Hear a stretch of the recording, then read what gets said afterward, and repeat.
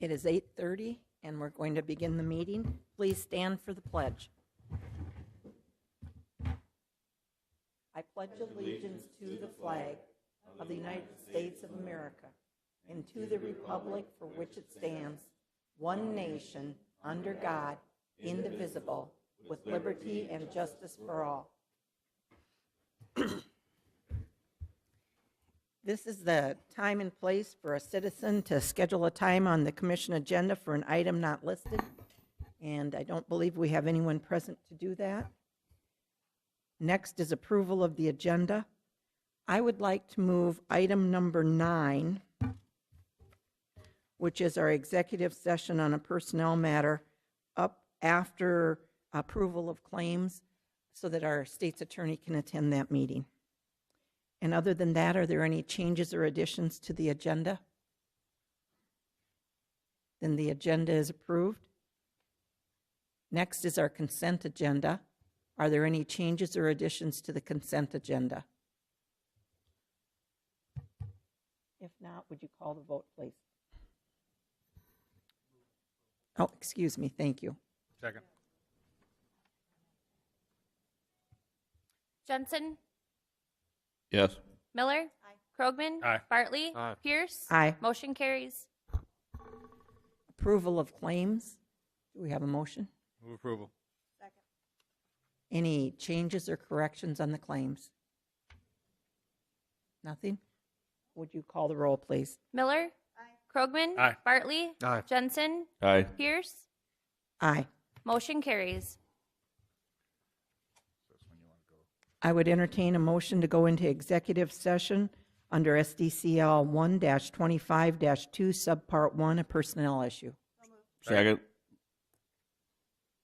So ordered. We're in executive session. Do we need a roll call vote on that? Yeah. Okay, go ahead.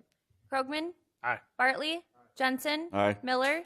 Pierce? Aye. Motion carries. Thank you.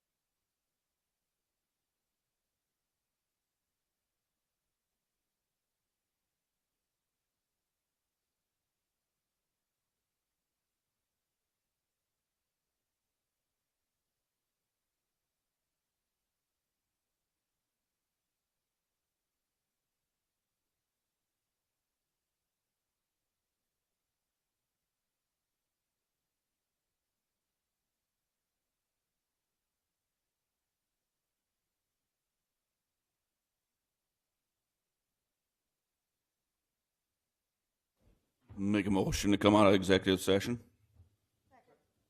All in favor? Aye. Okay, back to routine business.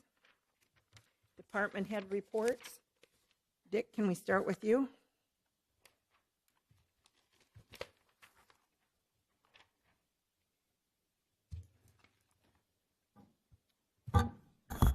I don't really have a lot. We've been clearing snow, got our bids ready. That'll be opened on Thursday for supplies and materials. Have our MSHA training coming up next week with 2 days. We split our crew so that everyone can attend, but yet we're not shorthanded. And other than that, unless you have some questions, I think that about does it. Any questions? Thank you. Sheriff?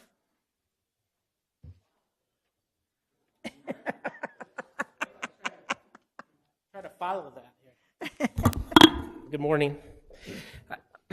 I left on your desk this graph to look at. This comes from Watertown. Watertown are trying to come up with ways or doing a study on dealing with mental illness and mental health and so forth. And it was kind of interesting when they were talking about this at the top there. Their goals is to try to reduce the number of people with mental illness booked into jail, reduce the length of time spent in jail, and increase connections to treatment. And then a goal is to reduce recidivism. You know, it talks about a Watertown Police Department has 100 calls daily, 1 call every 3 days related to suicide. And at the bottom dot there, it says there are 12 calls per week that are related to behavioral health. And I think we're probably right up there, pretty close to that. And we're trying to track that a little better along with dispatch and so forth, just to, because it's just getting to be such a issue right now with mental illness, mental health, and especially in the jail, and the people that we are coming in contact, and welfare checks and so forth. And I don't know if you're able to read the last collegiate. They even are addressing it. It says, counselor to student ratio raises concern, where they added another counselor at SDSU because they're getting, in the counseling department, overwhelmed with students with issues with mental health.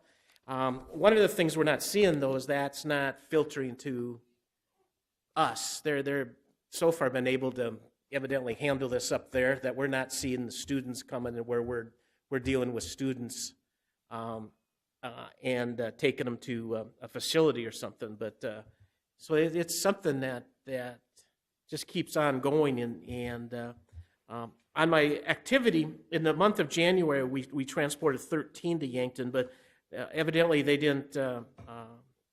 We've had a few in February too, but that it only indicates 1, but we've had more than that.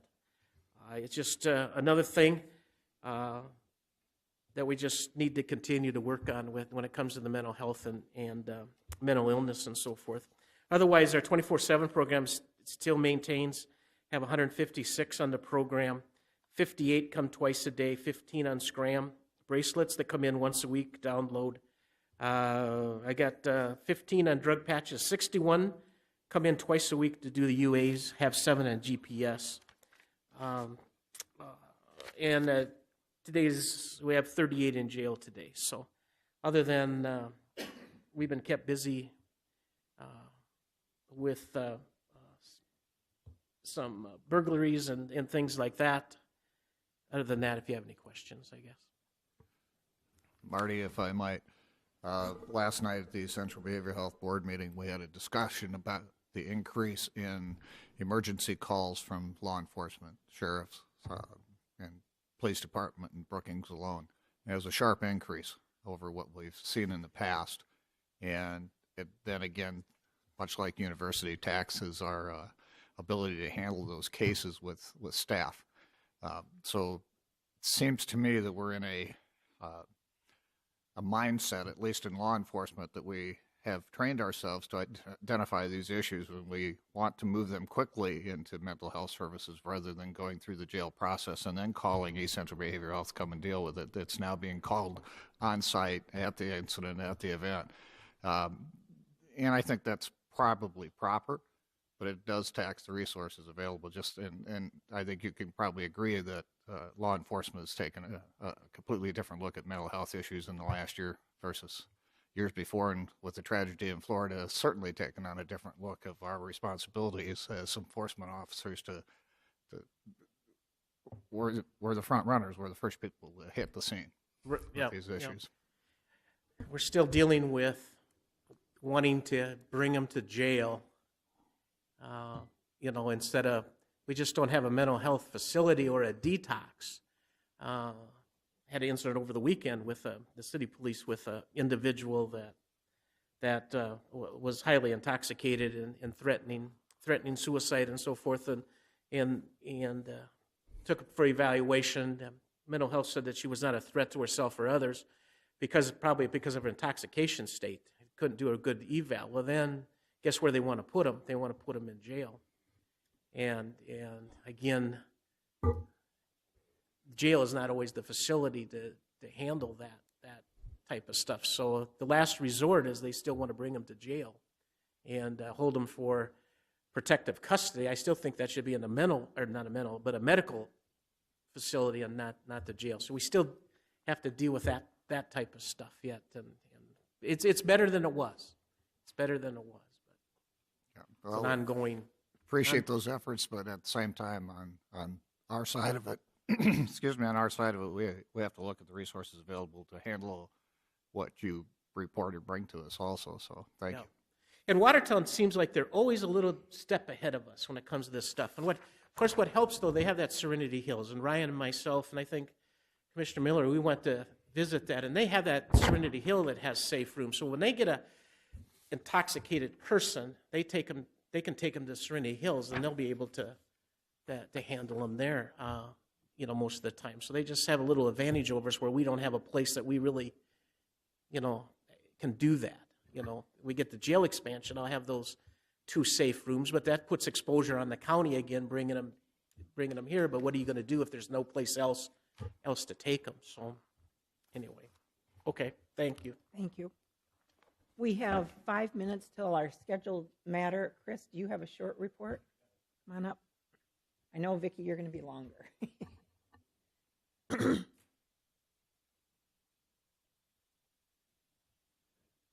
Good morning. Not a lot to report, just bring you up to speed.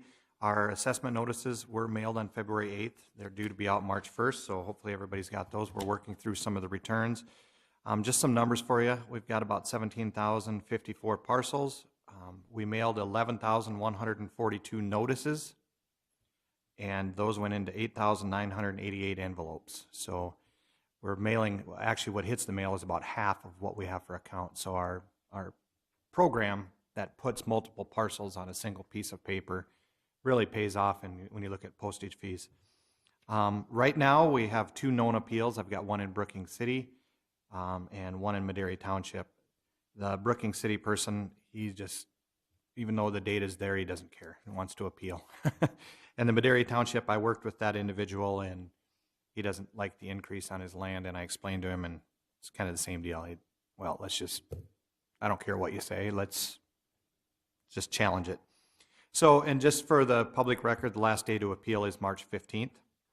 And lastly, once we mailed our assessment notices, we're sitting in limbo down there. Our systems are all locked down. We can't change anything without board action. So all of my appraisal staff has been recertified on our USPAP requirement, which we have to do every 2 years. So we did that online. So all appraisers have completed their 2018 requirements for USPAP. So that was good to do. So that's all I have. I had a couple of people that have commented on how much their real estate taxes had gone up. And I know you came in and explained all the Taxes or values? the amount they're paying in real estate taxes. That would have been last year's, yeah. Yeah. Well, they got their notice. But when we look at the taxes for 2018 that people will pay in 2019, okay? We know those now, right? Nope. We do not know those No. yet. So the ones then That'll that be based on your budgets you're going to approve so the ones this that coming fall. people are complaining about right now are the ones being paid in 2000. The 17 due and pay in 18. Okay. Yep. And on the farmland, that's based on productivity. That's based on productivity. And what I didn't know as I was talking to these two individuals that talked to me, do you have a feel for overall a percentage that ag land went up? I mean, and I know that that's kind of apples and oranges because it depends on the soil types and everything. Last year, our crop soils actually went down, Uh-huh. 0.06%. Okay. The grass, I think, went up 5 or 4. As a whole, typically last year on a quarter of ground, it went down about $100 of value. How that correlates to the taxes is roughly a wash, probably a slight decrease as the budgets, as the amount of value grows and things are added in the ag district and the levies then trend downward. It probably actually went down. For 2018, the numbers that I have, crop soils are going up 6%, grass soils are going up 5%. And I haven't run to see how that correlates to an average parcel on a quarter of land. It'll go up. It's probably going to go up, I would speculate, $300-400 on a quarter of land. And then you take that at 85% to a mill levy, you're probably talking $20 or less in property taxes. And that's using 17 levies. So if the levies go down, it might be $12, $15. It's hard to say. Anybody else have any questions for Chris? Just one, Chris, obviously the school board's looking at an opt-out in the future of some type of a vote, I imagine will probably happen on that. Has your office received any requests for what effect that might have on No, property I get taxes? requests from schools all the time. They usually want to know, preliminary, I've sent 2 out this year. I think Brookings City was one of them that requested what is our preliminary value of our school district in 2018. So I send that to them. So they can kind of do their quick computations and say that, last year we had this much value, this year we have this much value. If we use last year's budget, we take that in. Does that give us enough money? And how much can we increase? Because they can only increase on growth and CPI. So I've given them those preliminary numbers, and then they can see if that matches what they need. And if they don't have enough, then they have to go to an opt-out. And that's some of the things that we get when people have come in with their taxes saying, my taxes went up $80, $90. Why? So, well, your value stayed the same. The county's levy went up slightly. The school went down slightly. The city went down slightly, but here's a $75 school opt-out. That's out of my control. I don't have anything to do with that. And that's why you can't appeal your taxes. You can only appeal your value. Our job is to make sure you're valued fairly and equally, and then whatever taxes come with that from the school board, the county board, the city boards, or township boards, that's the driving force of your taxes. So Yeah, I guess what I was looking for is to make sure that their estimates were somewhat accurate. they From should what be. you tell me, They you're giving they me should the be. Yep. I information. provide whenever they request. Usually it's in the fall. Okay. They'll want to get that usually right before I'm certified. This year I've had 2 schools that have wanted the preliminary 18. So I provide that, and I tell them, hey, this is what it is today, subject to change. We got to go through local and county boards yet. Yeah. Things could change, but when you look at the $3.5 billion of value, what is it going to change? We're decimals down the road, so it should be pretty close. All right, thank you. Yep. Any further questions? All right, thank you. Thank you. We have a scheduled agenda item at 9 o'clock for Joseph Stahl from Norfeld Colony to come and discuss with us an easement. Mr. Stahl, are you here? Come on up. If you want to step up to the microphone. And then hopefully the green light's on in the microphone so that it's turned on. All right. Hello, I'm Jim Stahl from Norfeld, and that's Joe here. And I guess we're here to ask, and I know it's we feel we need support as far as putting drag hose in the ditch, but it's only half a mile. The reason is why we're asking. The landowner can be difficult to get it through his ground, and to run it through there, and it's stressful when you got a lagoon or a pit full of manure, and you can't. He allows us to, but he's a little unstable. It's a challenge and difficult to sometimes to convince him and our land is spread out, and we have to find a home for that manure. I know it's not what you would like to do, but we're asking for your support to release the stress a little bit so we can move forward easier. I mean, with the application and stuff. I don't know how else to say. I mean, it's a little bit tough with livestock right now. We got to survive. I know you got to do your stuff. I respect that, but we just need your help. So it's only a half a mile, and it's not every year, every 2 years, and we're careful with it. And I guess that's all I got to say. We're asking for your support, and we do everything legal there. We pay our taxes, and we feel we should be helped. I mean, we got a lot of livestock, and moving forward, we're going to have more, which is good for the county to get rid of some corn. We're going to buy the corn and everything. We can't raise them. It's going to do the county a lot of good with taxes. We just like to have your support. I'm going to say so. That hose would be only about 5 days out of the year. It's not even every year. It's about how long it takes us to pump that lagoon. But it's not every year. And we hardly ever have a leak. Once in a while it happens. But we got automatic shut-offs. When the pressure goes down, the pump's shut off. And we got to realize, as the board here, there's where we want to run that hose. There's trees, and it's CRP. It's not farm ground. We put it in the farm ground as much as we can. But the other landowners are fine with it. But when we come to them trees and to that where that CRP is and all that stuff, it gets difficult. I mean, he's not a farmer. I don't want to pick on him, but he's not a farmer, and he doesn't really want to work with us. He does, but he doesn't want to. I mean, it's unstable. We don't know where he's going to be tomorrow with it. We can't bank on it, and it makes it tough for us. And it's hard to plan something when you don't know how the landowner is going to treat you to empty a lagoon or a pit. Just so you understand that it's a different situation there. He likes trees, he likes grass. I do too. I like trees, but I still got to make a living.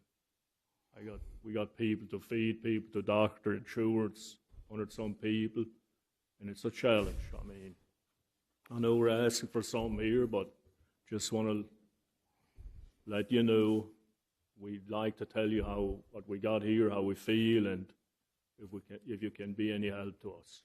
Would be very much appreciated. I mean, it's a half a mile. It's really not asking for a lot, and in a way, I mean, we got to do our stuff, the DNR, and keep everything legal. That other stretch that's rode down, that would be on our ground. Have you got the information that's rode down? That other stretch that's marked, there's more marked than a half a mile. But we're talking about that half a mile where we got a little bit of a problem getting running the hose through. But the other stuff is our ground, where we got to do it once in a while. But if we got soybeans in there, we don't have to. No, this is on the county road. Is it on the east side of the road or the west side? It would be the east side. East side. We don't have the map here, the Exhibit A. It would be the east side.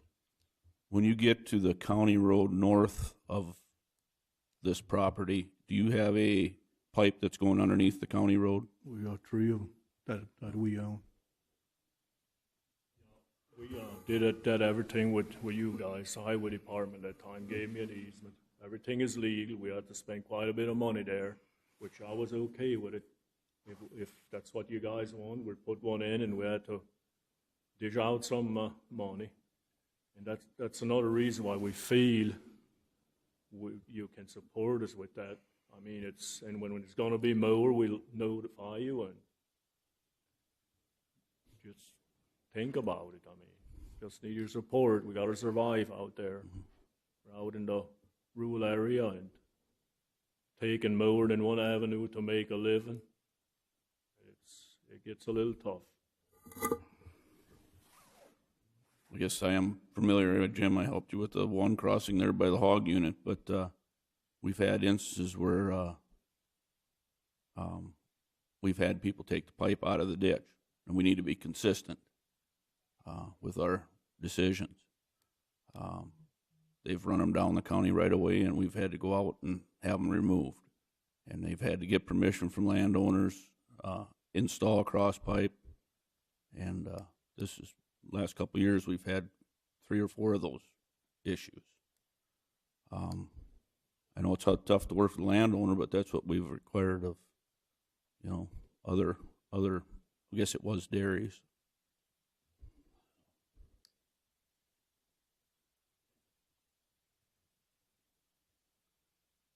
Anybody else?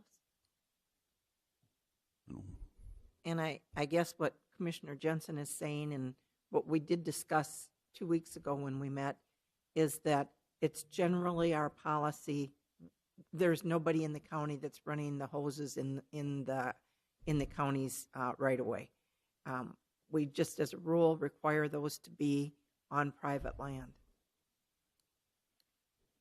I'd like to say something. We see them in the ditches. I mean, I don't know if it's legal.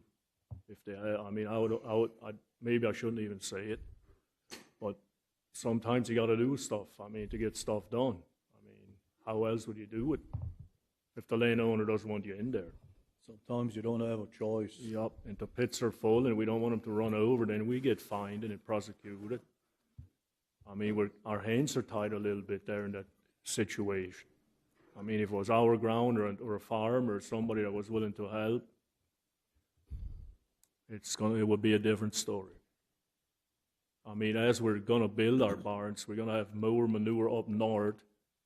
We're not going to have as much manure on the south barns because we're shutting down the nurseries, but there's still going to be some manure, and there's not enough ground around there towards the east and west and south to inject that every year.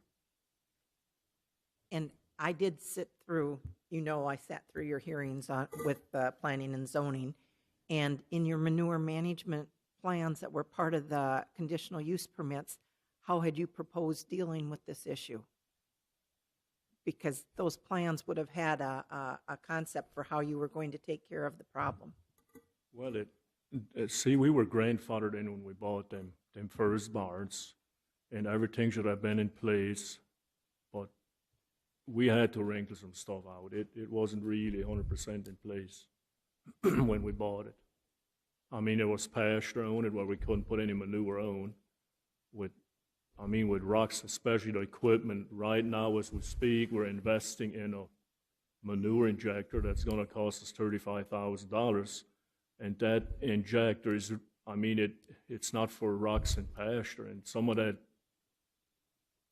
the ground from them barns when we bought it was on pasture, the easements. We had to work through that, and it's a challenge. And another thing that to the east, there's a substation. There's a good chunk of ground there that they took out. So I'm trying to tell you what I'm saying here. It's a challenge to find ground down in that area without going 4 or 5 miles, and that's very costly the other way. And as we're just looking for help, that's what we're here for, just to make us more efficient and so we can survive and be there tomorrow for Brookings County as we grow, moving forward. Mr. Hill, did you want to add anything to this conversation? I gave a staff report last time about the environmental hazards of pipes and things like that. I really have nothing else to add to it.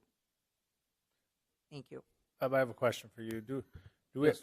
if we give a permit for the use of it, do we ever give temporary types of things for, you can run the hose for a week, a year, once a year for these days?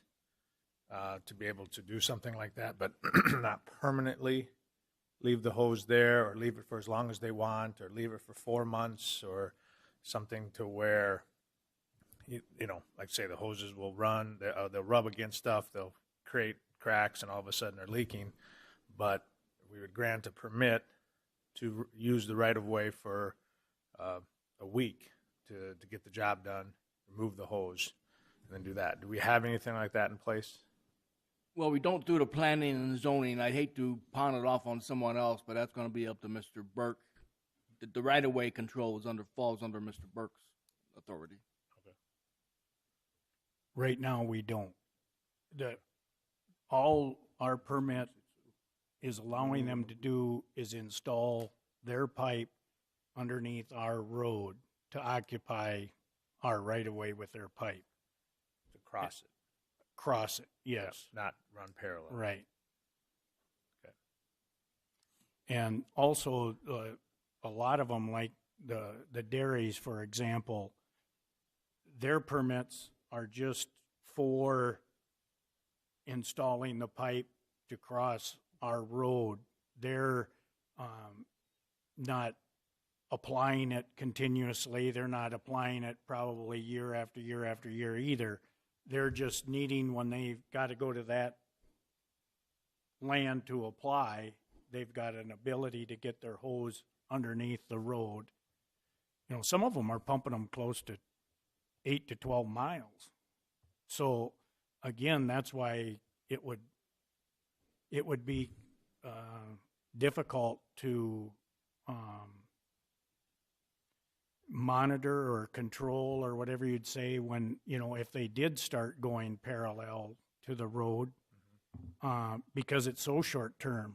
You know, you can't be out there 24/7, and at least if they're crossing underneath the road, that's a big plus for them, because otherwise they would have to go a different direction. Another one that we turned down was, I believe, is it the SDSU sheep farm or something that's north of town? They want to run it along 77 parallel and then go west on 46. They never did fill out a permit because I said that I don't agree with that line of thought.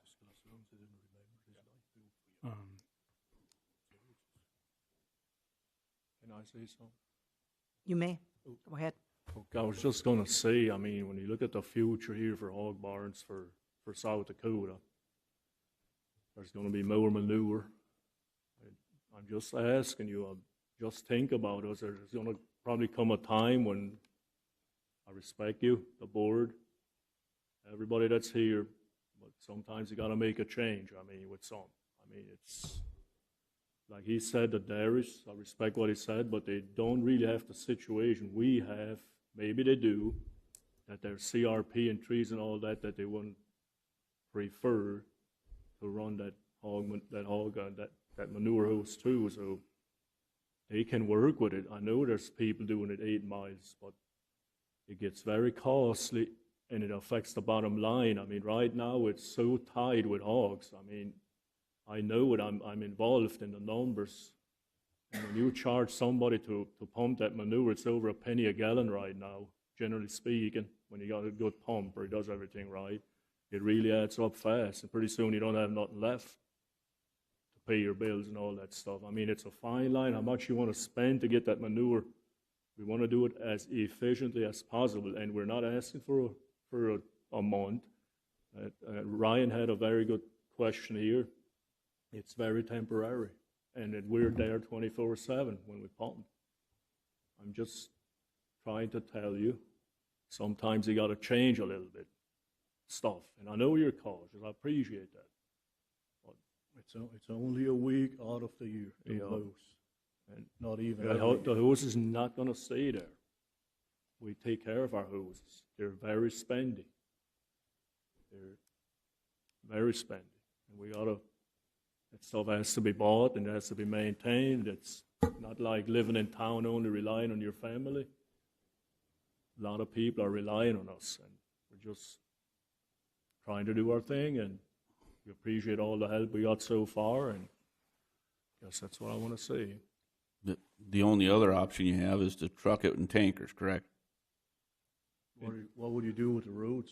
They would damage the roads. Well, that's an that's an option. Yeah, That's he's what- right. That's what some of the other producers had to do because they couldn't gain permission from landowners. That's not an option. Yeah, it really ruins the ground too for compaction. It would cost a lot of money, all the It's not, I mean, there's situations where they can't, but where they have to go like that, but we got the equipment, we already got almost $500,000 in our equipment that way.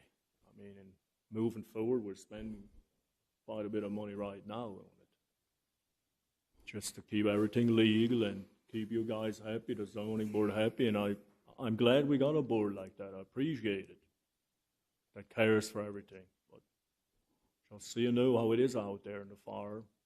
That's all I'm asking. And that hose it's a tough military hose, what we're using. We hardly ever have a leak. As Commissioner Jensen indicated, we don't have the map in front of us because it was in our packet 2 weeks ago. But, and I listened to the testimony, and I think you probably are going to have a problem with that landowner. I can't remember, does that person own the land on the other side of the county road also? Well, he does some, but not all of it.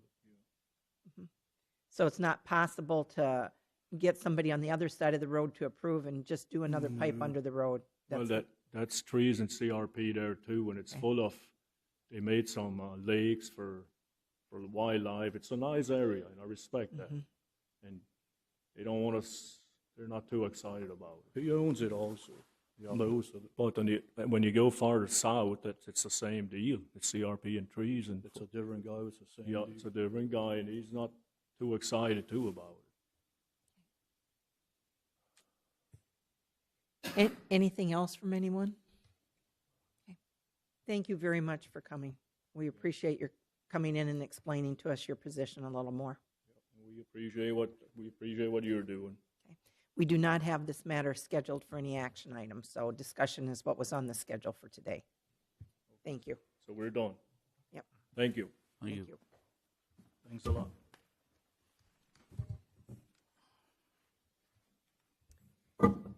Mr. Hill, are you ready to present your report?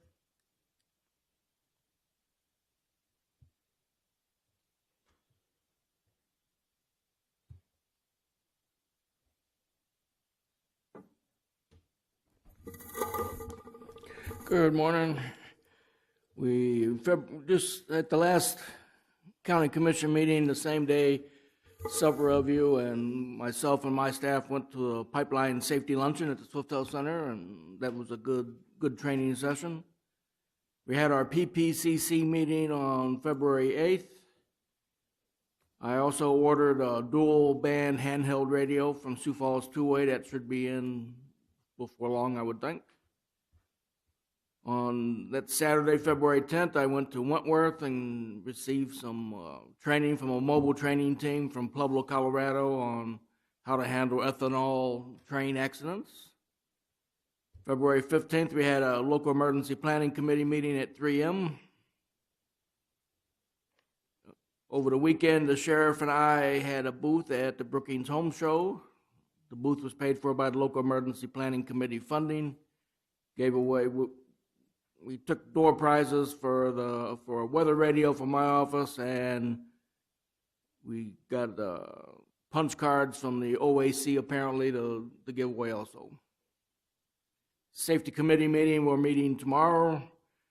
Tomorrow, if approved, I'll be going to a tri-state meeting in Worthington, Minnesota. What the tri-state area is, it's actually four. It's Nebraska, Iowa, Minnesota, and South Dakota. And it's based off of the National Weather Service warning reporting area. And the reason we maintain membership in this particular one, we feel for the agricultural side of the house, if there's ever bird flu or something like that these 3 states or 4 states are really going to have to band together as the emergency managers. So it's good to at least know who you're talking to when you're in the same room. The 22nd of this month, SDSU is having an exercise I'm going to go over as an observer. Our next zoning meeting is going to be March 22. Typically, it'd be like March 6th, but due to a zoning board member being, and myself both being in Washington, D.C., we elected to push it back to a time where everybody can be at the meeting, and the meeting date chosen was March 22. That is going to be a full agenda. Thank goodness the meeting starts at 7, and we've got an appeal going on, and we've got at least 2 of the hog operations coming in on the agenda on that. So it's going to be a large agenda on that particular one. Our ordinance review is still ongoing.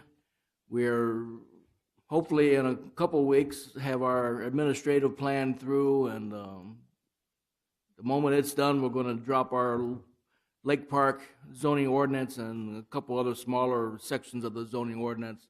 We'll start having our public hearings at the planning and zoning level, and then we'll bring them to you for your approval or disapproval. My office will be short-staffed starting Monday for a couple of weeks.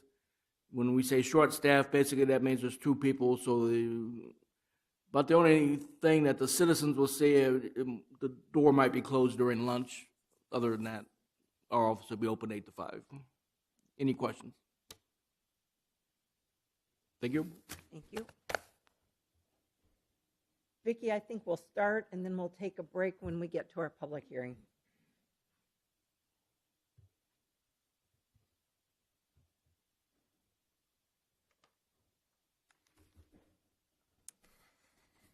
Okay, in your packet was my report, and I'm wondering if we can set a date for the county surplus property auction. And the dates that are open with Burlage Peterson is the 21st and 28th. And what they're proposing to do is to have on either one of those dates, or both Wednesdays, is selling the property in white at the location of the property at 10:30, and then moving over to Bruce at 12:30 and selling it at the lot that is available there. And just to see if you have consensus on if that meets what you want to do, and if you want to pick one of those dates, or if neither one of those work, I will go back to them. If any commissioners want to be present, the 21st probably won't work because that's the 8-county meeting. But typically, I don't think commissioners are present, are they? There, in Sinai, we did have, yes. So, I went to the Sinai one, So did I. but it doesn't, You're not at, no. I don't have to, I mean, it's up to Yeah. you guys. Whatever date will work best for the auctioneer. okay. I will check with him, but maybe we'll push towards the 28th. That way we won't have any conflicts. And it's So, Sounds good. my recollection that the state's attorney prepared the deeds and all of Yes. that. So Yes. Mr. Brightsman would maybe want to know that. yep, if that would work for you.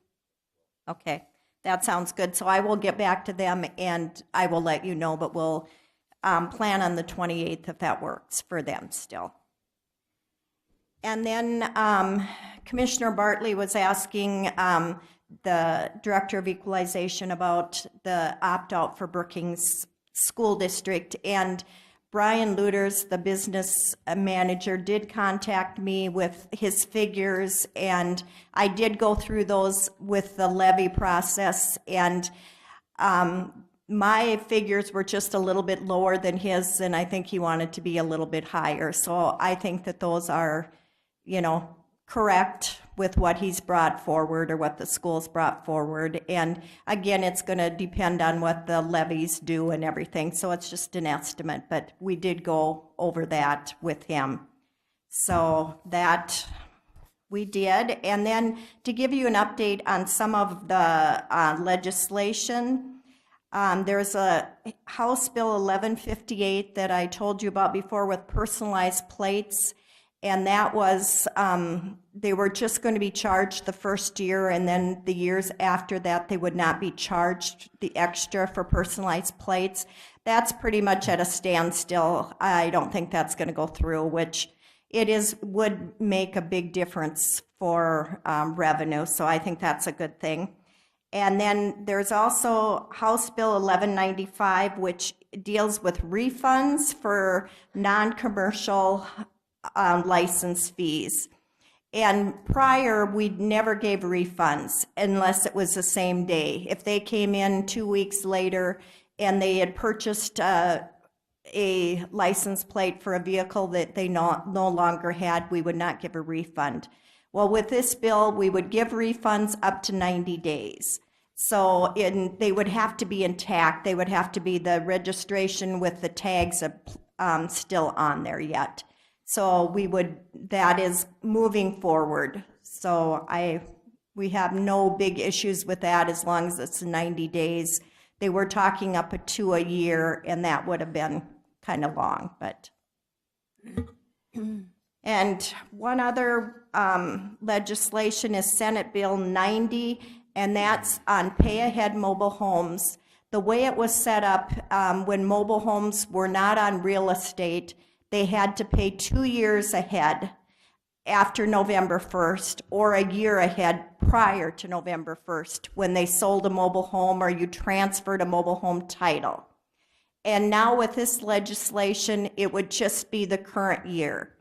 And they would be really just like real estate. You wouldn't have to pay ahead like you have had in the past. And that, I don't think the governor signed it yet, but it's passed everything. And that was brought forth by Cottington County. And I think we all of the treasurers do agree with that. It is going to save a lot of work, not really work, but a lot of confusion on that when they had to pay ahead. So that is going through. Thank you, and we're going to take a short break on your report and move on with our scheduled agenda item.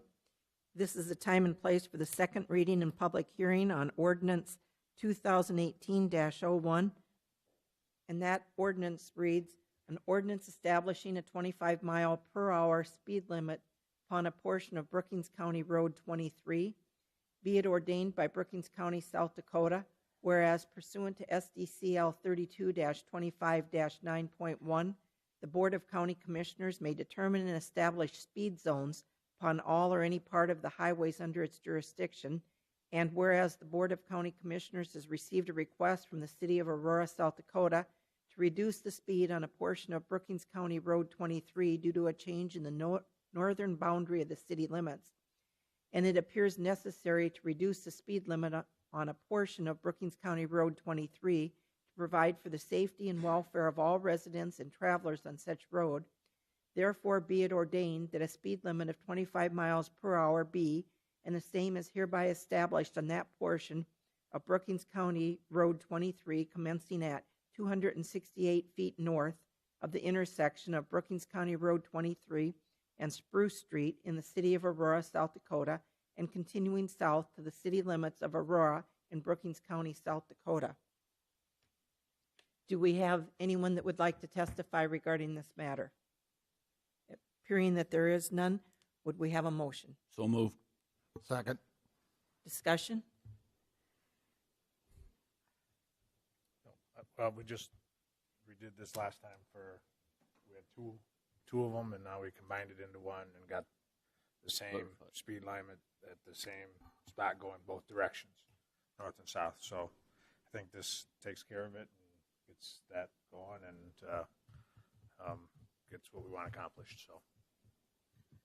And I just want to note that the mayor of Aurora, Fred Weeks, is present here today, and I really appreciate his willingness to sit down and talk with our highway superintendent and get this figured out so that this would be an enforceable ordinance going down the road. So thank you. Anybody else have anything to say? Call the roll. Bartley? Aye. Jensen? Aye. Miller? Aye. Krogman? Aye. Pierce? Aye. Motion carries. Thank you. Vicki, I think we're back to you. Thank you.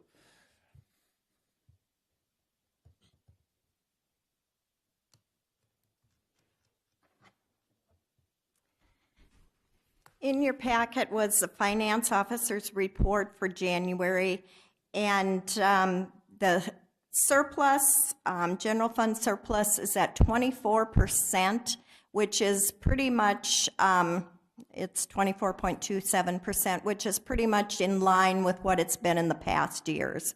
So we're, I think, a little bit above last, or 2 years ago, and right in line. So I'm happy with that. And this is the time of the year that we do the first quarter transfers for 2018.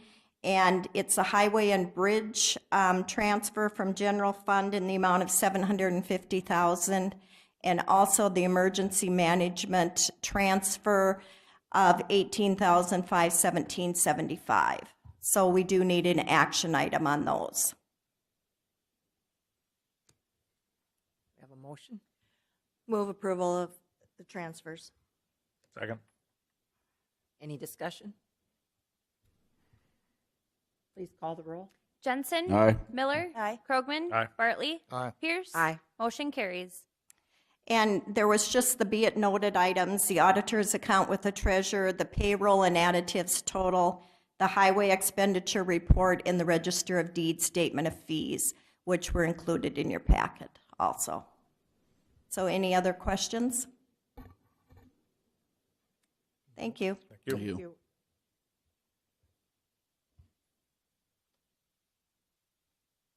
We'll move forward then with regular business. And this is the time and place for the first reading of ordinance 2018-02, which reads, an ordinance providing for the amendment of ordinance 2015-03, whereas Brookings County previously adopted ordinance 2015-03, which readopted the 1997 revised zoning ordinance in accordance with Chapter 11-2, whereas the Brookings County, South Dakota Board of County Commissioners deems it necessary for the purpose of promoting the health, safety, and the general welfare of the county to amend ordinance 2015-03 by repealing the following articles. Article 5, County Zoning Commission, Appeals, Variance, and Conditional Uses. Article 6, Duties of County Zoning Officer, Board of County Commissioners, and Courts on Matters of Appeal. Article 7, Enforcement. Article 8, Schedule of Fees, Charges, and Expenses. Article 10, Amendments, and replacing said articles with Article 6, a copy of which is attached hereto. Administration, Chapter 6-01, General. Chapter 6.02, Zoning Official. Chapter 6.03, Planning and Zoning Commission. Chapter 6.04, Board of Adjustment. Chapter 6.05, Procedures for Conditional Uses, Variances, and Zoning Amendments, and Chapter .06, Repeal of Conflicting Ordinances.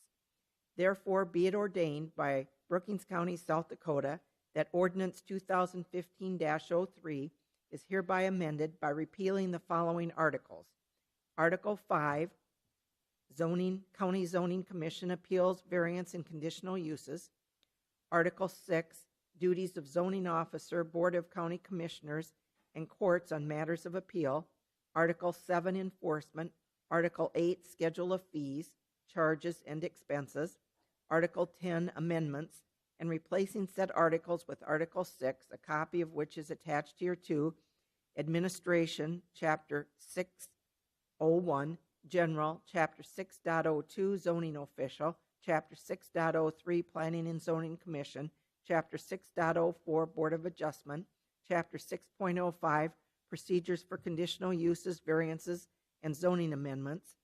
And Chapter 6.06, Repeal of Conflicting Ordinances. So this was the first reading, and we'll have the second reading when, Stacy? It will be March 13th at 9:30 a.m. at the next meeting. And that'll be the time and place for the second reading and the public hearing on the new administrative ordinance. Our next matter is an action to approve Resolution 18-06, a resolution authorizing the purchase of corrugated metal pipe, bridge materials, and grader blades based upon the price established through the County of Beetle, South Dakota bid process. Move approval. Second. Any discussion? Did you want to add anything, Dick? No, this is just our annual purchase. Call the roll, please. Miller, Aye. Krogman, Aye. Bartley, Aye. Jensen, Aye. Pierce. Aye. Motion carries. Item C, action to approve Agreement 18-13, an agreement between Brookings County, South Dakota and the State of South Dakota Game, Fish, and Parks for construction of 2 office spaces for use by employees of the state at the Brookings County Outdoor Adventure Center. Move approval? Second. Commissioner Pierce, there's, I handed out 2 updated agreements this morning, this particular one and then the next item on your agenda as well. Just some minor changes were made. There was, on this particular agreement, it was just the language to match the termination. I think it was 30 days on one and 120 days on another, so now they both say 120 days. And that's on page 3. I can. And so the motion to approve is the motion to approve the document that we were presented with this morning. Is that correct? That's correct. Thank you. Any further discussion? Just some background here. We've been working with the Game, Fish, and Parks and are at the Outdoor Adventure Center with them working diligently to get office space for them. We've identified a space, and we're going to both participate in the construction of it, and they've been great to work with. We're looking forward to having them out there, and we'll get started on this right away. The next agreement on the agenda will be their lease agreement, and so as you can see, they've made a large commitment to us over a 10-year period, so that's very good to see, and I like the idea of if either entity terminates this within these next 5 years, that the other entity will be reimbursed for the expenses of building the office space and stuff too. So I think it holds both sides accountable, and I would hope everybody would pass it. Any further discussion? Call the roll. Krogman, Aye. Bartley, Aye. Jensen, Aye. Miller, Aye. Pierce. Aye. Motion carries. Item D, action to approve Agreement 18-14, a State of South Dakota lease agreement between Brookings County, South Dakota and the State of South Dakota Office of Executive Management, Bureau of Administration on behalf of the Department of Game, Fish, and Parks. And again, we have a slightly revised agreement. Is that correct? Yes, under section 9, and it's 9.1, the last paragraph there was the word solely was in there. Action claims arising solely from errors or omissions from the state, and we removed that word. I think there was a typo too that was corrected, but that was the other change to this one. And then the 120 days to match the other agreement that we had just approved. Move approval as presented today. Second? Any further discussion? Yeah, this is just the lease then that will bind the space that we're building for them, sharing the cost in. And there will be another agreement coming down for also agreement for use of the facility and leasing the use of the facility. This one here just leases the office space, just the office space. So, Anybody else? Call the roll. Bartley, Aye. Jensen, Aye. Miller, Aye. Krogman, Aye. Pierce. Aye. Motion carries. Item E, action to approve Agreement 18-15, an application for occupancy of right-of-way of county highways made by Sioux Valley Energy. move approval. Second. Any discussion? Call the roll. Jensen, Aye. Miller, Aye. Krogman, Aye. Bartley, Aye. Pierce. Aye. Motion carries. Item F, action to approve Agreement 18-16, an application for occupancy of right-of-way of county highways made by Sioux Valley Energy. Move approval? Second. Any discussion? Call the roll. Miller, Aye. Krogman, Aye. Bartley, Aye. Jensen, Aye. Pierce. Aye. Motion carries. Item G, action to approve Agreement 18-17, an application for occupancy of right-of-way of county highways made by Interstate Telecommunications Cooperative. Move approval? Second? Any discussion? Call the roll. Krogman, Aye. Oop, did Can I somebody make have? one little, if you notice on the bottom of the application, I had called Alyssa, I think her name was. This is the wrong one. I was thinking this was the one for Vast. Oh, yeah, this is one.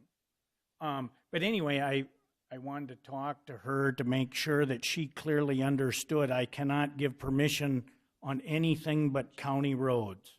And she understood that, but she didn't really know how to separate out. So that's why I highlighted the different things. And so when she gets the permit back, she'll understand, hopefully, what they have permission from the county board to access or cross.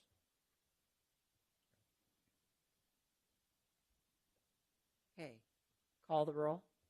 Krogman, Aye. Bartley, Aye. Jensen, Aye. Miller, Aye. Pierce. Aye. Motion carries. Item H, action to approve abatement 18-001, an abatement request made by Ayers Property LLC in the amount of $402. Move approval? Second? Vicki, did you want to address this? This abatement was approved by the city January 23rd, 2018, and I don't know if Chris has got anything else. It's just the house was torn down and the garage remained. So it's just the taxes on the house torn down after July 12th, 2017. Any questions or discussion? Call the roll. Bartley, Aye. Jensen, Aye. Miller, Aye. Krogman, Aye. Pierce. Aye. Motion carries. Item I, action to approve abatement 18-007, an abatement request made by Brookings County in the amount of $193.14. Move approval? Second? And again, Vicki, would you like to address that? Yeah, the next two abatements are for the properties that we're selling, that the county took tax deed.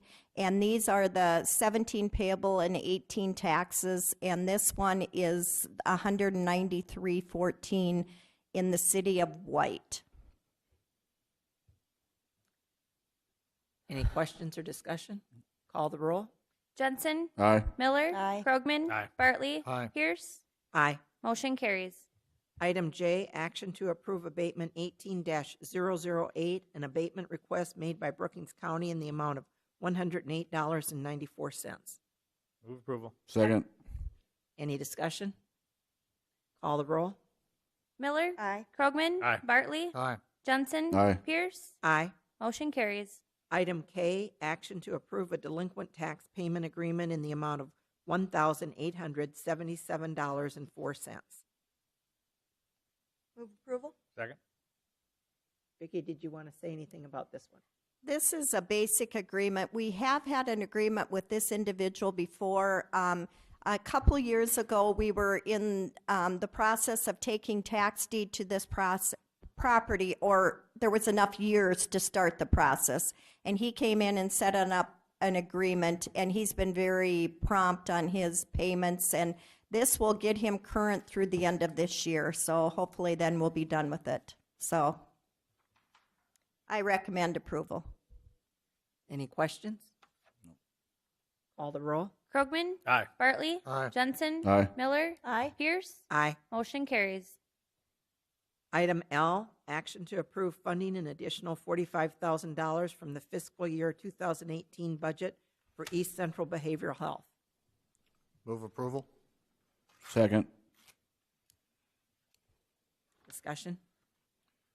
Again, this is in our budget process for last year. We made this a contingency amount based on some performance review of the Central Behavioral Health Board and their personnel. And we've seen huge improvements. We've seen a huge need. We are going through some plans right now. We have entered into an agreement with a provider to help us with the operational aspect of the business, recruiting and other things. And if that transpires as we expect that it will, we obviously need more staffing.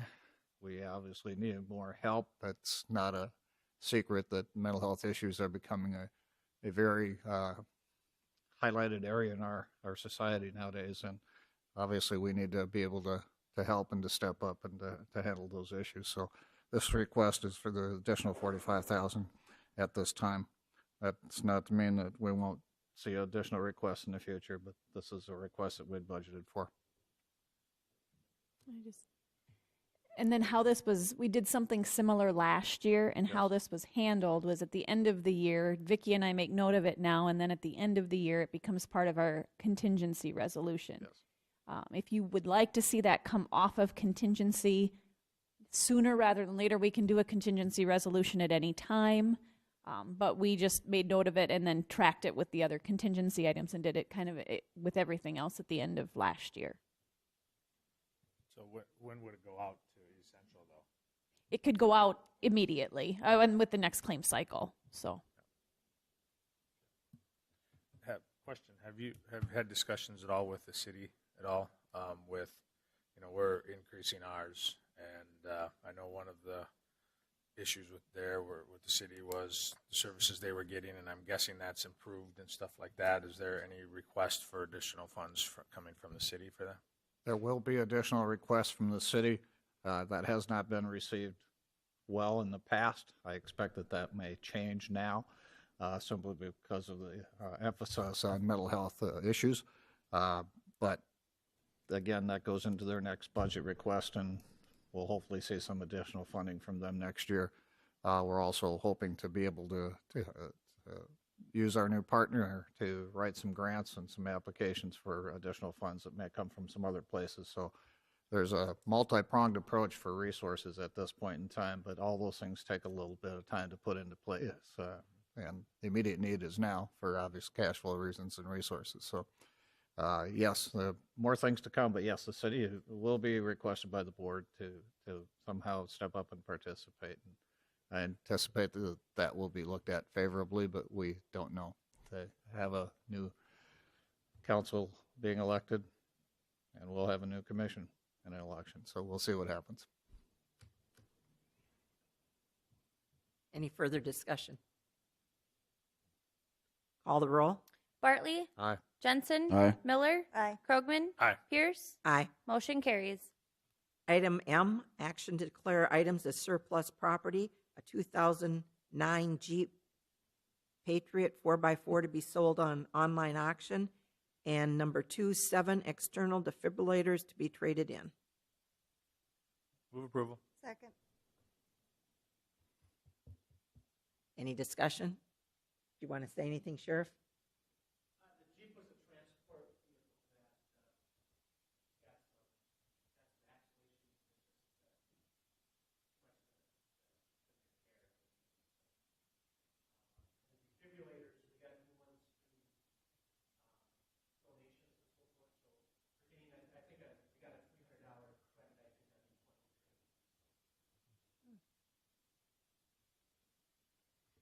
Call the roll. Jensen? Aye. Miller? Aye. Krogman? Aye. Bartley? Aye. Pierce? Aye. Motion carries. Commissioner Department Director report. actually, we still have an item A under our executive session. There's discussion and possible action on the request to fill vacancy for the state's attorney's office. Excuse me. It was, because of how we had to do the agenda, it ended up being kind Exactly. of another item A under 9, so. Okay. Okay, I'll make a motion to approve the request to fill vacancy for a deputy state's attorney in the state's attorney's office. Second. Any discussion? Call the roll. Miller? Aye. Krogman? Aye. Bartley? Aye. Jensen? Aye. Pierce? Aye. Motion carries. Now the director's report. Now it's my turn. Just a couple of things. Again, I don't know if anyone has, how your schedules are looking. I do need to get the registration submitted for the spring workshop. It's March 14th and 15th out in Pier. The agenda starts, I believe, at 8:30 in the morning on the 14th. So we do have rooms out there for the night before, but I know there was some discussion on if people were going to come that morning and just come a little bit late, if you were going to stay Wednesday night into Thursday, has that become any more clear for any of you? I do need to get that registration submitted. I think I'm going to drive up the 14th that morning, and then my only thing is I haven't decided if I'm just going to go home that night or stay and stay to the next session. I have meetings at noon on Thursday, growth partnership meeting and another county meeting, so I'd be missing those. But so my thought is I would go up and back on the 14th. Okay. And if Ryan goes up and back on the 14th, I'm going to ride along with him. I'm guessing that I'm going to have meetings on the 13th. I've not heard, but I'm guessing I will. Okay. For the board. So I'll be going that You day. will be going, yep. And I know And I'll be coming home the 15th after session. yep. And Larry, you had said you had planned on attending to both days. Mm-hmm. Mike, you said you were kind of tentatively planning on Well, going. having gone the week before, I think I would probably entertain riding out with Ryan and Okay. coming back also. We could probably take. Well, what I will do if you plan on going County out vehicle. for sure for at least that that one day, I'll get you all registered for that, and then just let me know, because the hotel reservations are kind of they're different. We can cancel those as it gets closer, but the registration piece, I'll register all of you that you're planning on attending at least a portion of it. Okay. Sounds good. And as Vicki had mentioned, our surplus cash analysis, that yearly comparison report was included with my report. We're at 24% for January. We were at 25% last year, 14% in 2016, 22% in 15. So we're just a little bit above average. So we're in good shape there. The fourth and fifth legislative, the fifth one didn't get on my staff report, but the fourth and fifth legislative updates from SDACC were also attached to my report. And lastly, this morning, I handed out a copy of our strategic plan. It says we'll review that in February, and I realized that this is our last meeting in February. So I at least wanted to get it in front of you because this agenda is lengthy. I didn't really put it on there for discussion necessarily, but some things as I was looking at it, and I think I could put it on one of the next agendas upcoming when we have a little bit more time to have this discussion, is just as you page through it on goals and objectives, goal 1, we have that capital improvement purchase plan for each department by April 30th. I'd like to change that to by each department as part of the budgeting process each year instead of by April 30th, because the departments do this. We ask this of them as part of the budgeting process, and so it eliminates them having to do it once and then kind of recreate it and send it back in as part of their budget request. So these are just suggestions.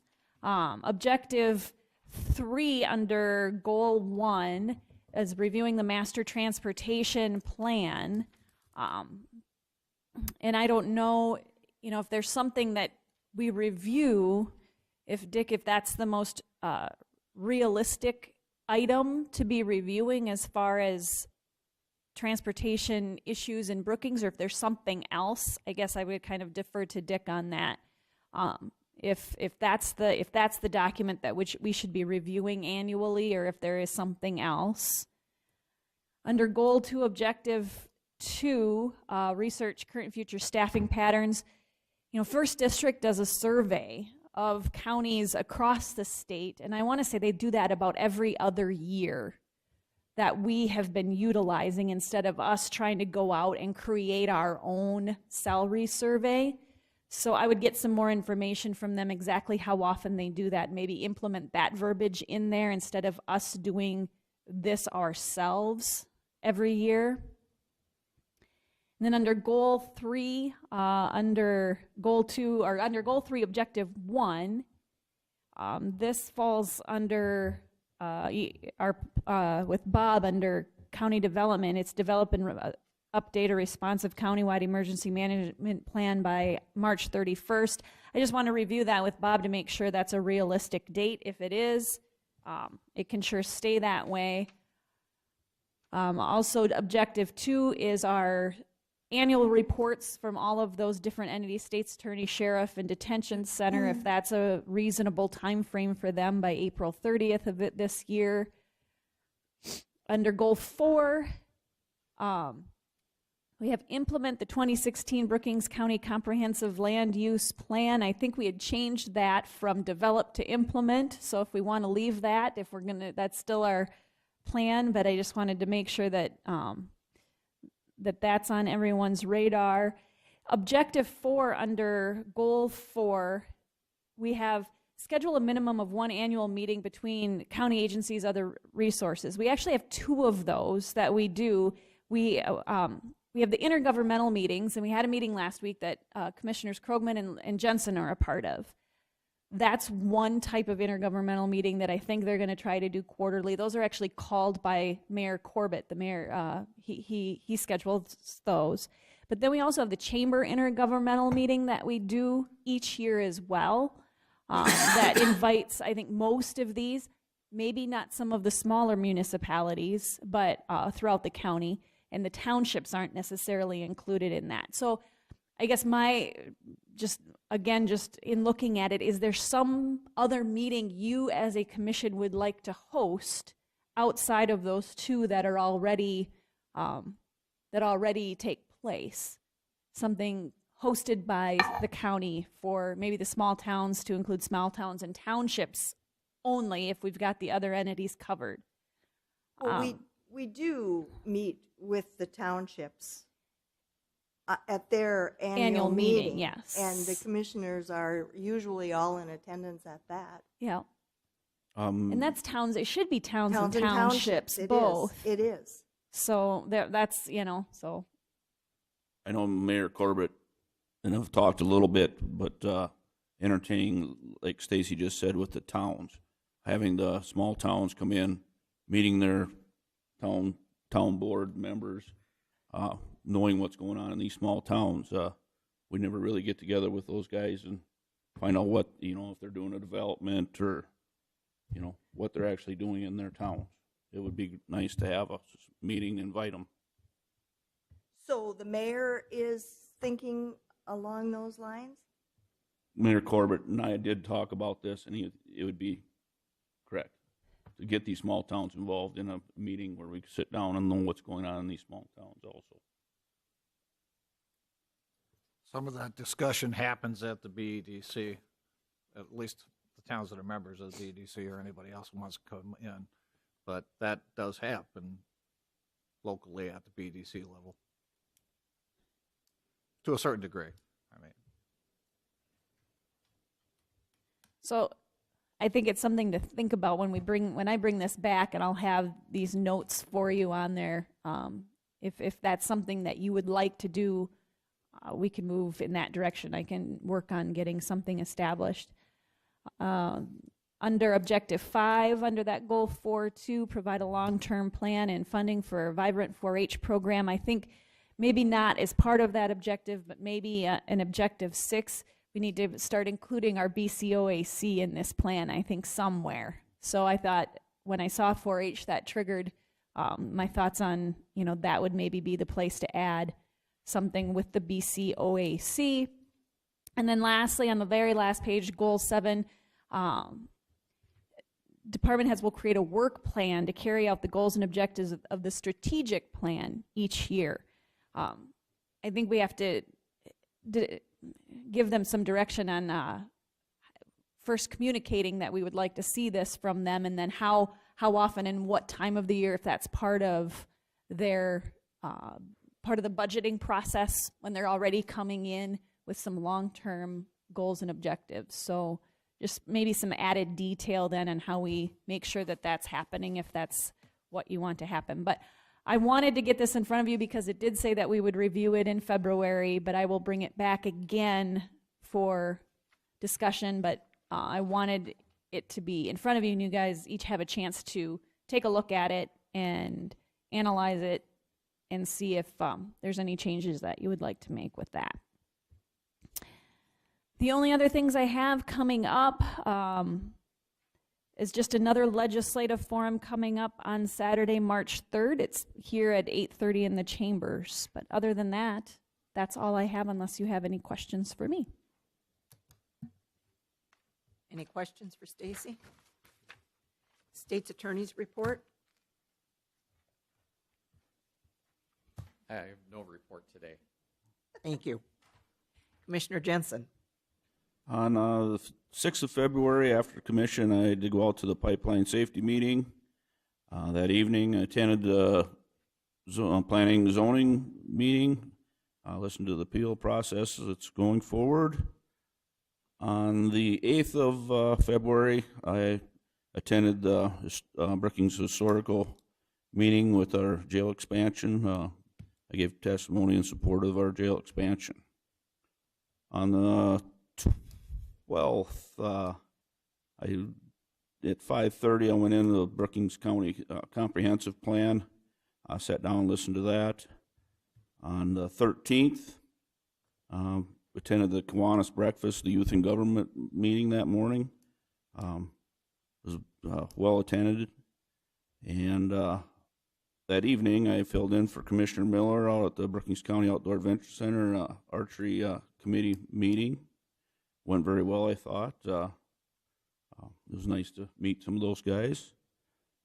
On Wednesday, the 14th, we had an intergovernmental meeting. It was interesting to learn how SDSU continuing education, more programs they're providing, all along with some of the tech schools in the area. They're moving forward with that. And that's about all I had. Mine go back a ways because I was not here for the last meeting. So January 16th, met with Highway and Mr. Intermeal regarding a culvert issue. January 17th, had a weed board meeting where we discussed plans for the upcoming year. On January 22nd, Ryan and Robert and myself, I don't know who else was in there, had a conference call with Easton. On January 23rd, I attended the county social. Mr. Hill made it a fun event as always. January 24th, we had a state's attorney committee meeting. And on January 25th, I attended the domestic abuse meeting.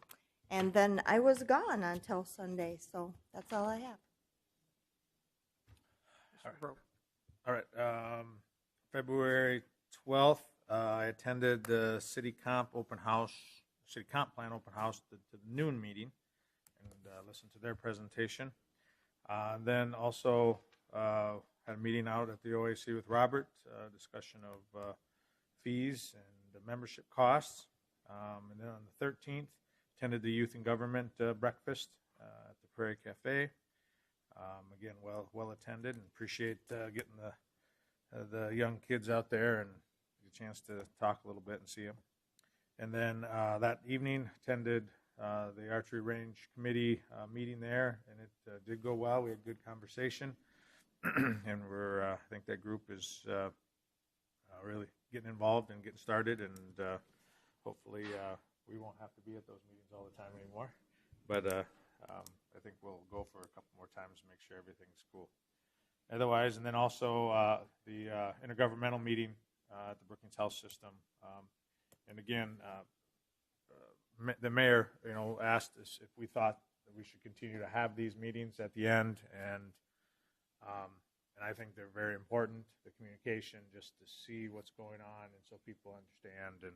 And we had a good group of boards there, representation, and appreciate the willingness for the leaders of all the organizations to get together and share their time and share their thoughts and communicate. I think it is something that really is a testament to City of Brookings, Brookings County, SDSU, and everybody. So appreciate taking part in those. So, and I think that's it for me.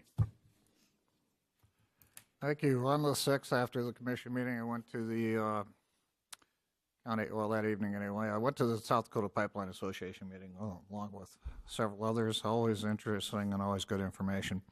Also, the county planning Board of Adjustment that evening for a short period of time to see how the function of that board went. On the 12th, City Comp Plan, again, an open house here at noon. They provided some information for us, and there's more information and packets that we can all look at to get a better idea of what's going on there.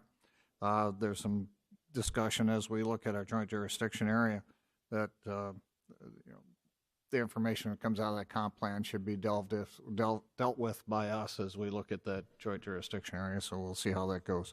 14th was a leader roundtable in the morning. Clint Willert brought in a gentleman to discuss some Aldridge quality control issues. It was an interesting conversation.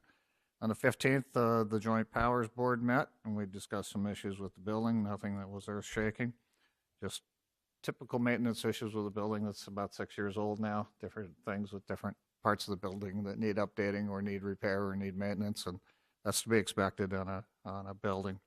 On the 19th, last night was the Central Behavioral Health Board meeting, and we're moving forward, as I talked about earlier, on several different fronts, and it's a very active board, and I'm pleased with their response to everything that's happened, and I think we'll see.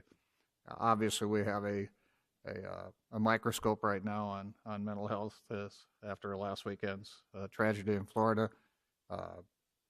It's something that sometimes when you shed light on things like this, it only sheds light for a short period of time, and that's unfortunate, and hopefully this won't go by the wayside like all things do when you have but the thing I think we're seeing more than anything else, and I guess Marty can address this, is that microscope's also on law enforcement and how they handle those issues because they are the first responders. So I think that Marty has obviously moved forward with a lot of things that have happened with his people, and he's trained in his department on handling mental health issues, and so is the police department. But we rely on them as our first response. But we also then rely on things that come through the hospital and come through the medical facilities in this community, and also through some of the private individuals that handle mental health. So I think it's an opportunity for us to really delve into it and determine what we might need to do in the future.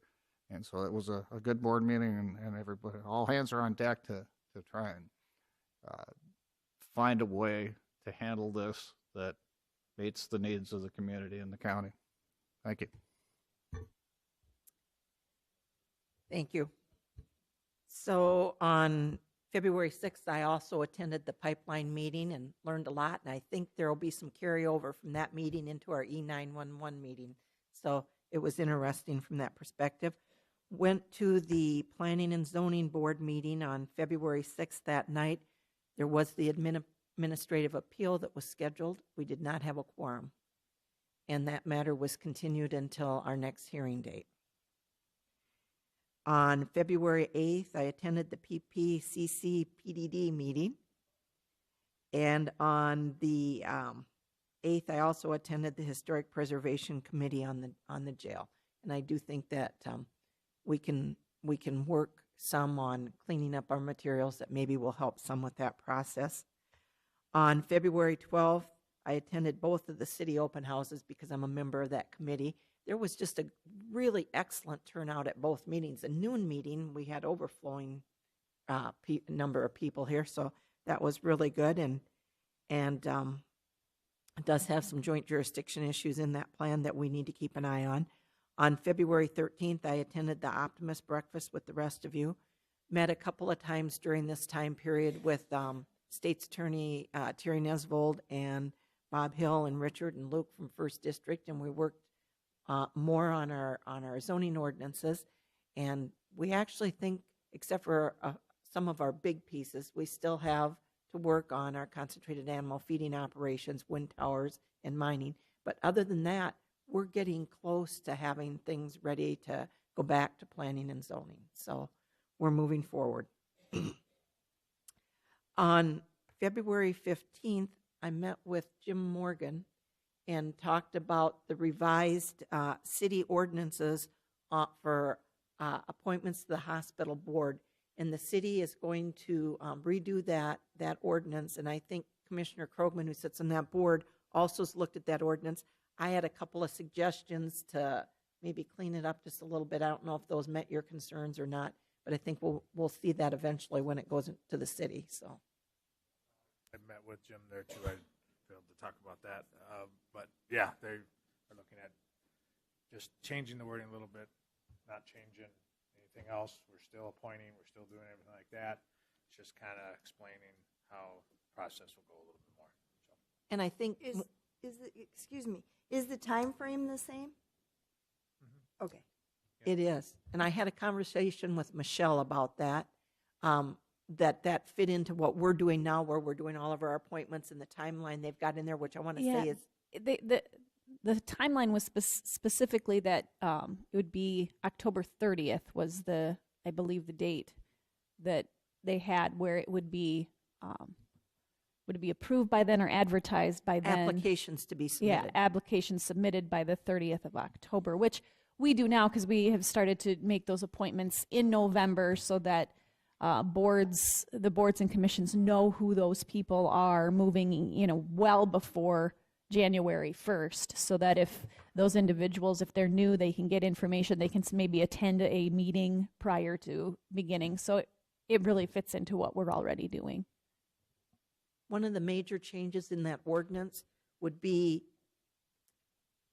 that all board members would no longer be required to reside in Brookings County. And that's something that the city is looking at. I think I suggested this, and I think he's going to go forward with that it would be a minimum of 2/3 would have to reside in Brookings County. But what the problem is with what's going on with the Brookings healthcare system, that system is serving people that live outside of Brookings County, people in Arlington, and there's always a doctor that's on there, and not all the doctors in town anymore are Brookings County residents. And on occasion, there's somebody that's on the board that fills an important part, that has a skill set that maybe is in the process of moving, that if they could finish out their term would be beneficial. So in that ordinance, it's going to be proposed that not everybody has to reside in Brookings County, but that I think they're going to put in 2/3, but I didn't see the final set on that. But that is a City of Brookings ordinance. That's not something that we actually control. So on February 15th, I met with the local emergency planning committee. That was my first meeting out at 3M. And apparently on occasion, we host that meeting. I'm hoping when our time comes that we can host out at the OAC, that would be a good opportunity to show off what we've got out there. Attended the chamber mixer at First Bank and Trust on the 15th, went to the legislative forum on the 17th, and again, there was a good turnout. A lot of people had questions. There was considerable conversation about the proposed bill regarding hoses in the ditches, and that bill, I think, got sent to the 41st day. So I don't see that anything's going to happen with that. Attended the home show on the 18th, and our sheriff and Mr. Hill had our booth set up. It was great. A lot of good material sitting there, so that was really nice. I had two things that were not meeting-related things. Commissioner Bartley talked about the Bald Ridge quality control issues. The presentation on that was very interesting, and I don't know if you all would be interested in part of what we're looking at for our strategic plan, looking at maybe doing that type of study on county government, what we're doing, and how to move ourselves to the next level. Very impressive. The Brookings School District just, I think, recently went through that process with this group. We listened to the presentation. I don't know what it would cost, but it's something that if we're interested in looking at, and I think it ties in with what we've got with our employees on our strategic plan. And if you all thought you might be interested in more information on that, maybe we could have Stacy reach out and find out how we would find out what it would cost and get a little more detail. They had some brochures, but not enough that I could bring any back. So, but I really think looking at, they just recently did it with Fort Collins. They've done it with other municipalities and counties, as well as other types of entities. And I think it might be something that would be helpful for Brookings County, looking at our vision, where we're going, how we grow our staff, our employees to be the best they can be and doing the jobs that we're doing for our citizens. So that's just something I'd like to have a conversation about if you're interested. And the other thing that I wanted to talk about, and maybe this is more for the joint powers people, but which room is our safe room in the event of an active shooter? This room right here. And that's what I thought. And based on everything that happened in Florida, I wonder if joint powers would want to consider changing the doors on that room. I don't think we should have glass in the windows of doors that are your safe room. When we went through our exercise, which we were a little short on commissioners, I might add, the first thing you do is cover that glass. Yes. So, but I'm not opposed to taking the glass. That shooter broke out the glass and shot into the room.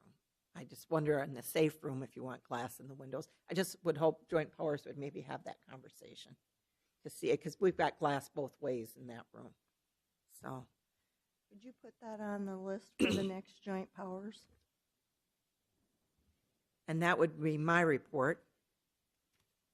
Does anybody have anything else before we go into executive session?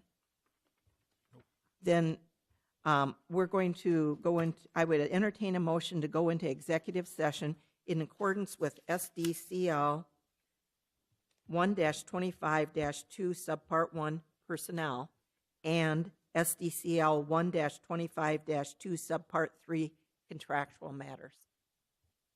So move. Second. All in favor? Aye. Aye. Thank you.